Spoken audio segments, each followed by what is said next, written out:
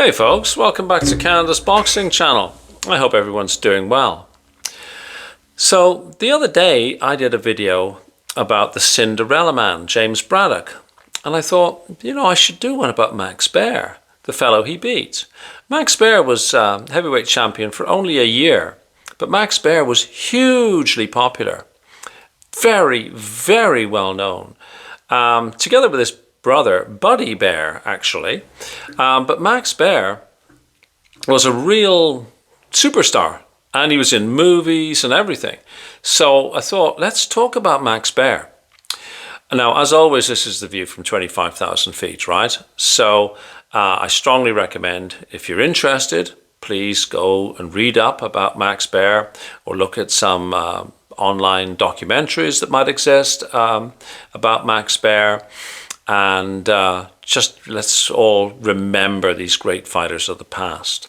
So without further ado, before I do that, please like, please share, please subscribe. Really trying to grow the channel. It'd be absolutely awesome if you were able to subscribe if you haven't done so yet. So thank you in advance. Now, without any further ado, let's talk about Max Baer. So he was born in 1909. And he was, just got my notes, otherwise I'll never remember all this. He was born on February the 11th in Omaha, Nebraska, 1909, I had that right, to Jacob and Dora Baer. Now Jacob Baer was of German Jewish descent. His mom was of Scottish heritage. And Baer identified with being Jewish. He was raised mostly in California. His parents moved to California, a place called Livermore, California, and they ran a butcher shop.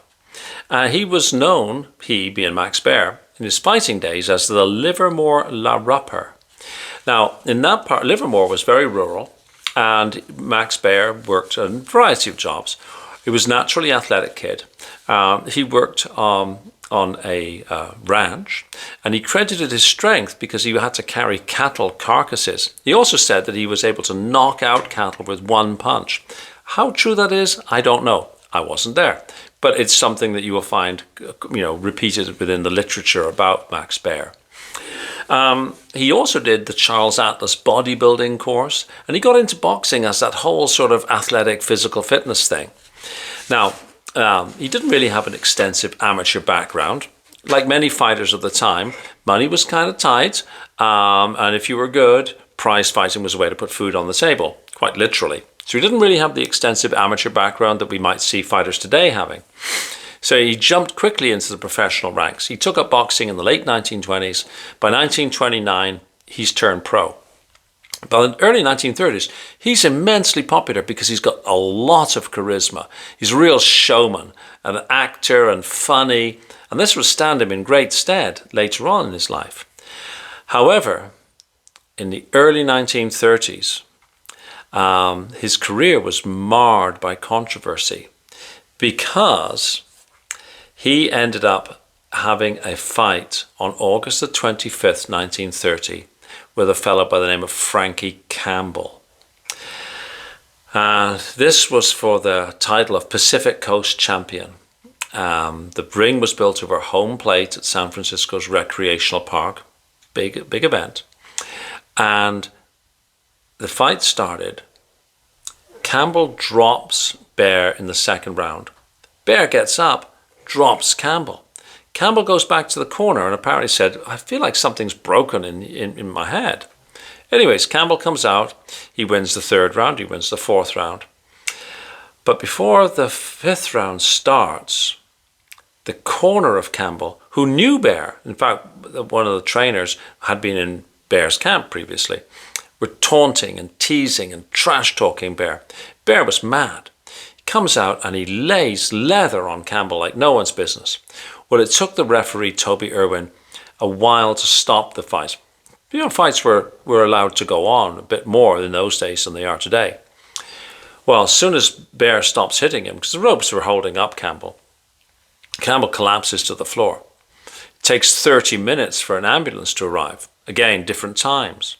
Well, long story short, Baer accompanies Campbell to the hospital. Everyone's very concerned. Baer shakes hands with Campbell's wife, who forgives him immediately, says, hey, look, it could have been you just as easily. Well, anyways, the next day, Campbell dies. And the brain surgeon said that his brain had completely dislodged itself from the inside of the skull, and due to all those repeated blows. Well, he was charged, Baer was charged with manslaughter. Now, he was subsequently acquitted, but the California State Athletic Commission banned him from any in-ring activity for a year. Well, this Campbell incident earned Baer a reputation as a killer in the ring. And this publicity was further sensationalized because a couple of years later, he had a fight with a guy called Ernie Schaaf. And after that fight, Schaaf was complaining of headaches, etc. Never really was the same. Well, 5 months later, Schaaf gets in the ring with Primo Carnera, and Schaaf dies. And so this all attached to Max Baer as being some sort of killer, right? Interestingly, Baer gave purses from succeeding bouts to Campbell's family. Like, he was absolutely torn with personal guilt. But he did lose 4 of his next 6 fights. And he was then taken under the wing of Jack Dempsey. Now, I'm going to read something that Jack Dempsey said about Max Baer. Boxing has found in Max Baer the kind of fighter who can bring the game back to the old days, the days when big men fought to knock each other out. So I believe that boxing's comeback now rests on Baer's shoulders. He's only 24 years old. He's the biggest, strongest man in fighting today, and he hits with terrible power. Baer was 6'2", he had 81-inch reach. He was a big man for the times, right? Anyways, being taken under the wing by Jack Dempsey really helped Baer's career and really sort of re-energized his career. So he built this reputation as a fearsome puncher. I think he's rated 22 by the Ring magazine of the greatest punchers that the Ring magazine rated. He's also rated number 20 in the 50 greatest heavyweights of all time by the Ring magazine when they published their ratings in 2003. Let's talk about some of Baer's more famous fights. Because remember, this is the view from 25,000 feet. A key fight, which was Ring magazine Fight of the Year, was against Max Schmeling on June the 8th, 1933. Now, Max Schmeling is often portrayed as being the symbol of Nazism, the symbol of fascism, and unfairly, because Max Schmeling actually never joined the Nazi party. But hey, you know, why let facts get in the way of a good story, right? Well, on June the 8th, 1933, Baer fought and defeated Max Schmeling at Yankee Stadium. He defeated him by TKO. What's interesting is Baer was wearing shorts, wearing a Star of David, because of course the Nazis were known to be anti-Semitic. Anti-Semitism was on the rise in Europe. Anti-Semitism was alive and well in the United States of America as well. Schmeling had been favored to win. Schmeling was apparently Adolf Hitler's favorite boxer. But the Nazi newspaper Der Stürmer publicly attacked Schmeling for fighting a non-Aryan, as Baer's father was Jewish, and they called it a racial and cultural outrage. Even though the Great Depression was in full swing by then, 60,000 people paid money to attend this boxing match, and NBC Radio updated millions nationwide as the match progressed. Baer, from that moment on, always wore trunks that bore the Star of David. He really embraced his father's religious heritage or racial heritage. Baer was, of course, only half Jewish, and I don't know if he was practicing Judaism or not, but he really embraced it, certainly for the purpose of his fights anyhow. The columnist Westbrook Pegler wrote about Schmeling's loss. That wasn't a defeat, that was a disaster. And another journalist claimed that Baer's victory would come to symbolize the Jewish people's struggle against the Nazis. So Baer really became then a hero amongst people who not only were Jewish, but amongst the broader population who opposed Nazi Germany. So this sort of really elevated him into superstar status, really. Excuse me. He also had 2 fights against a perennial contender, King Levinsky. Now, King Levinsky, a silly name, but King Levinsky was a very legit fighter. He fought him on August the 24th, 1932, and on August the 12th, 1935. Defeated him twice. First time was a wild affair. Baer won by TKO in the second round, and they met again in 1935. Baer repeated it, but this time it took him 10 rounds. Levinsky apparently had a very, very unorthodox style. It was quite something. There was a little bit of sort of gossip about Baer. Film star Greta Garbo apparently had an affair, a romance with Max Baer. Again, you know, he was such an outgoing character, so charismatic. He was mixing with the Hollywood set, and he was starring in movies while he was still boxing. He won the world title against Primo Carnera on June the 14th, 1934. Now, many people view Primo Carnera as being something of a joke. Primo Carnera was undoubtedly controlled by the mob. He was a giant. He weighed 267 pounds for the fight against Baer, which was enormous back in the 30s. Primo Carnera never knew that he was not a great fighter. He was led to believe that all his victories were legit, when in fact many of them were mob-controlled wins. Primo Carnera is a very sad figure, actually, in my view, and I must do a video about him someday. He actually managed to turn things around, became a wrestler ultimately.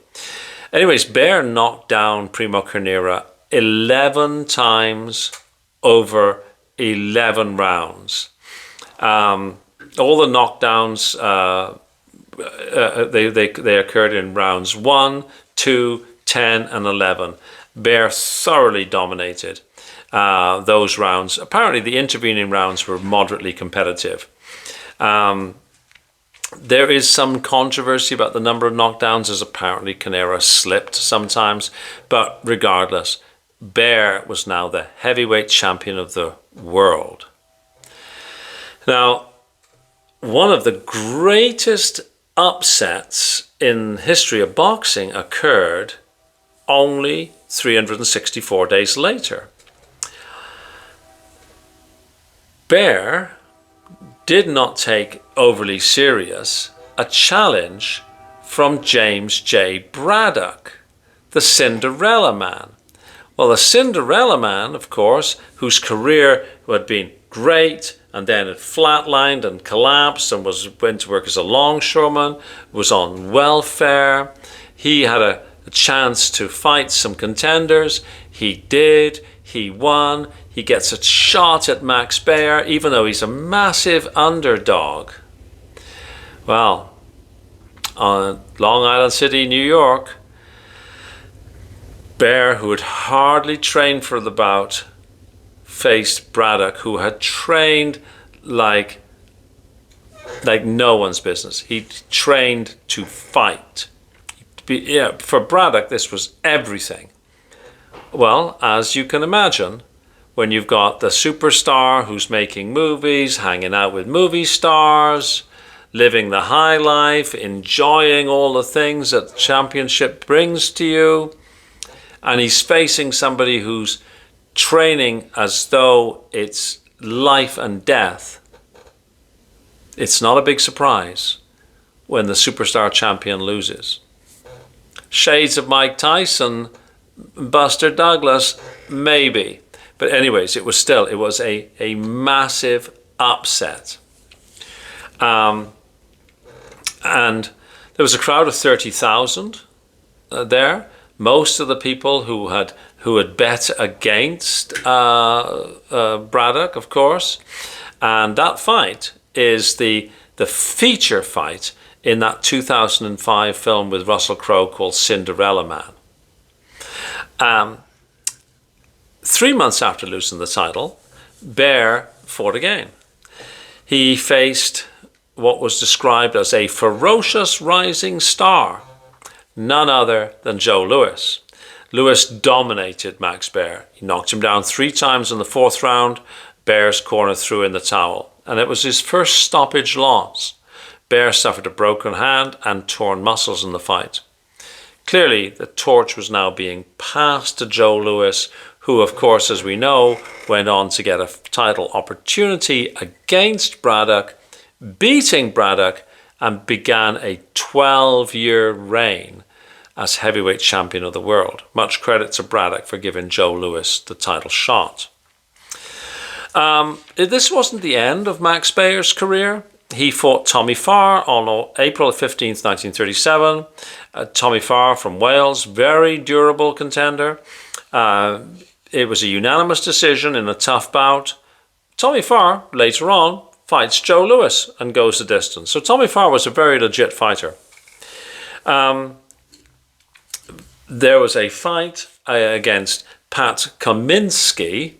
Then this is a strange fight. The fight against Kaminsky, it was for something called the White Heavyweight Champion of the World. There was a fight against Pat Kaminsky at Roosevelt Stadium in Jersey City, New Jersey, September the 26th, 1940. But it was mostly like a publicity stunt, because they awarded Baer this title, White Heavyweight Champion of the World, as a way of getting a fight with Joe Louis, who was the world heavyweight title. And it was, of course, we look at that now and we think, oh, that's really cringeworthy, right? The reeks of racism and all that. But they were obviously different times. The fight never transpired. Mike Jacobs did not give Baer another bout with Louis. Baer retired after his next fight on April the 4th, 1941, when he lost to Lou Nova on a TKO in the 8th round. Nova got a shot at Joe Louis. He lost to the champion by a TKO in 6 rounds. Now, life after boxing, Baer transitioned seamlessly into entertainment. His larger-than-life personality made him a natural for Hollywood. He had, of course, already appeared in things like The Prize Fighter and the Lady, a 1933 film, banned by the Nazis. And Max Baer joked it wasn't because he was half Jewish, but it was because he'd knocked out Max Schmeling. He played with Abbott and Costello. He had a TV show. He played opposite Humphrey Bogart. He played Primo Carnera in a movie with Humphrey Bogart. So he also stayed close to boxing. He did refereeing, and he was known for his, just his generosity, sense of humor, and popularity with the fans. His popularity never faded. He had 3 children, including Max Baer Jr., who would go on to play Jethro Bodine on the Beverly Hillbillies. On November the 21st, 1959, Baer died of a heart attack at the Hollywood Roosevelt Hotel in Los Angeles. He'd reffed a fight. He then went and delivered a sports car to the son of a former training partner. When he got to the hotel, he apparently had chest pains. So he phoned down to the concierge and said, I think I need to see a doctor. Can you arrange a doctor? The concierge says, would you like the house doctor? Baer says, always full of humor, "No, I don't want a house doctor. I want a people doctor." He'd also joked with one of the hotel staff that, "I'm going to die laughing." Well, of course, he did die. He had this heart attack, and apparently his very last words were, "Oh God, here I go." His legacy: he remains one of boxing's most colourful and controversial figures, of course, killing somebody in the ring. He was a legitimate puncher. He was a champion of showbiz flair. So if you like, he was a precursor to many people who became showmen. His Star of David trunks inspired many people, and it represented that fight against Nazism. His boxing record, well, there's all sorts of figures. 66 wins, 13 losses, 71 wins, 13 losses. It depends if you count newspaper victories or not. He boxed in 84 recorded professional fights from 1929 to 1941, and that record is broken down as 71-13. It just depends on whether you know or not you want to accept what are called newspaper victories. Baer was a 1968 inductee into the Ring Magazine's Boxing Hall of Fame. He was inducted into the International Boxing Hall of Fame in 1995. And he was also inducted into the International Jewish Sports Hall of Fame in 2009. His acting career, he acted in over 20 different movies. So he certainly transitioned really well into that sort of Hollywood life. And of course, dying prematurely, he was just 50 years old. He was a big supporter of the Eagle Scouts, and there was a heart research fund set up, which of course has put lots of money into heart research and undoubtedly saved lives. I think we generally underrate Max Baer because we look at two things. We look at, okay, well, he beat Primo Carnera. We think, oh, Primo Carnera was not a real fighter. He was a mob-controlled fighter, and he was only champion for a year. I think that's a little unfair. I think that he was a better fighter than that 1 year as champion would suggest. And certainly a very colourful fellow, absolutely loved by fans, and very, very popular at a time when boxing was very popular. Boxing was more broadly known than it is today. Today, of course, we have hardcore fans, we have streaming services, fights are beamed around the world. But if you walk down the street and you start talking to people about boxing, there's very few fights that capture the public imagination. Back when Max Baer was fighting, people knew. All the newspapers reported it. People were talking about the fights. It was a much, much broader popularity than it has now. Possibly more like football is now. Or, in North America, hockey or basketball is now. Boxing used to be right in with those type of things, where now boxing's really a kind of a niche sport, so different times.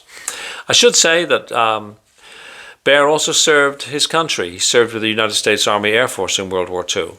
And he did another thing as well. He played in 4 comedies with former light heavyweight champion Maxie Rosenblum. So they did the 2 Maxies thing. So anyways, go do a little bit more reading about Max Baer if you're interested in him and his career and the times in which he fought. Let's not forget these great fighters. Thank you so much for watching. I look forward to doing another one of these, and I'll see you on the next video. Thanks. Bye-bye.